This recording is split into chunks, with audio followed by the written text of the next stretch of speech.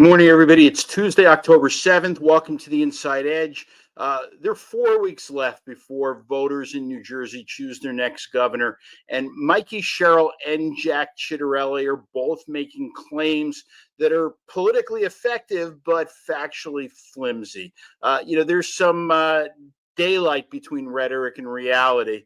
Uh, a couple days before the Globe's gubernatorial debate, I went to visit my father. He'll be 87 next month. He's very smart, incredibly sharp. I love him very much. And he said to me, I want you to ask Jack Ciattarelli why he wants to raise the sales tax. And I said, Dad, I don't think he does.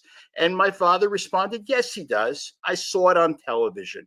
So I granted my father's request and I asked Ciattarelli about it. And he said, no, he's not raising the sales tax. And Cheryl, whose ads have accused Ciattarelli of backing that increase, she was herself non-committal.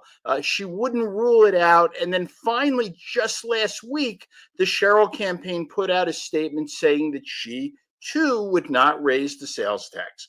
So here we are, 16 days after Ciattarelli said absolutely not.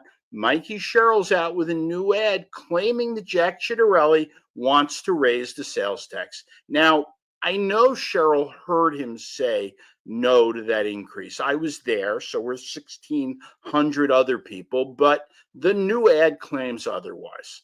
And then Ciattarelli's attack on Sherrill's finances plays a similar game from the other side. He's accused her of tripling her net worth during her 7 years in Congress and of trading defense stocks while serving on the House Armed Services Committee.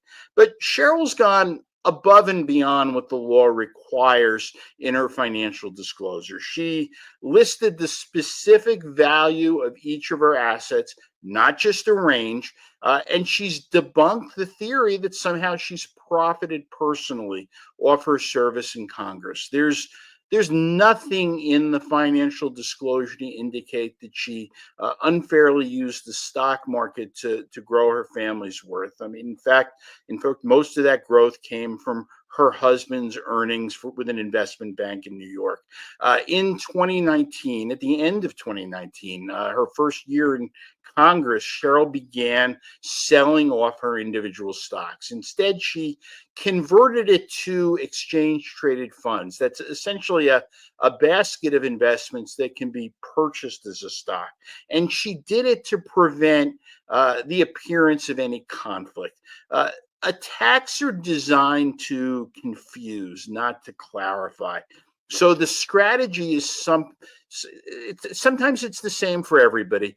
Blur the truth and hope that the fog holds until election day. That's all I have for today, everybody. Thanks.